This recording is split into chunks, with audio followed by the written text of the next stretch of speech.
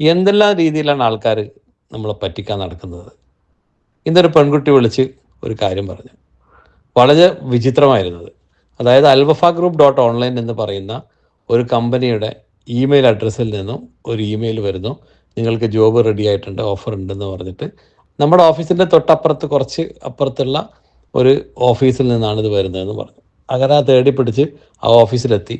അവിടെ ചെന്നപ്പോൾ ഒരുപാട് ആൾക്കാർ അവിടെ ഇരിക്കുന്നുണ്ട്. ഇതേപോലെ തന്നെ അൽവഫ ഗ്രൂപ്പിൻ്റെ ഓഫറാണെന്നും പറഞ്ഞ് വന്ന് ഒരുപാട് ആൾക്കാർ മെയിൽ വന്നിരിക്കുന്നത് അങ്ങനെയാണ്.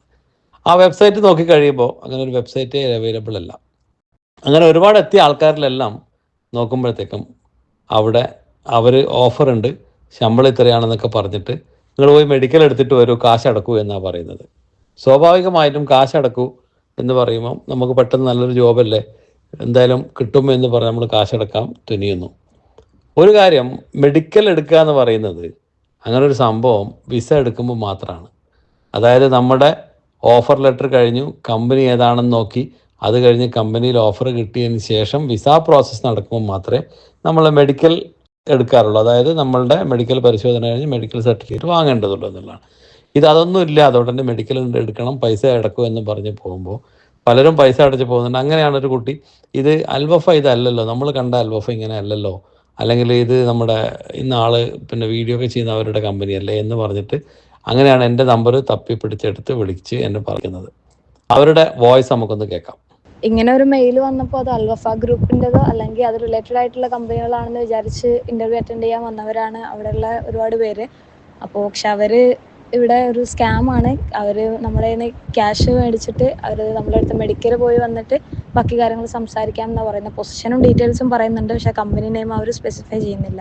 കേട്ടല്ലോ, ഇതാണ് സംഭവം. അപ്പോൾ പ്രിയപ്പെട്ടവരെ, എന്നും പറയാത്തതുപോലെ തന്നെ വീണ്ടും വീണ്ടും വീണ്ടും പറയുന്നു, നിങ്ങളൊരു ഓഫർ ലെറ്ററോ ഒരു മെയിലോ കിട്ടിക്കഴിഞ്ഞാൽ അതിൻ്റെ ജെന്യൂനിറ്റി പരിശോധിക്കാതെ, അതിൻ്റെ ഒരു കൃത്യമായ ഏതാണ് എന്താണെന്ന് അറിയാതെ എടുത്ത് ചാടി പിടിച്ച് പോയി കാശ് കൊടുക്കരുത്.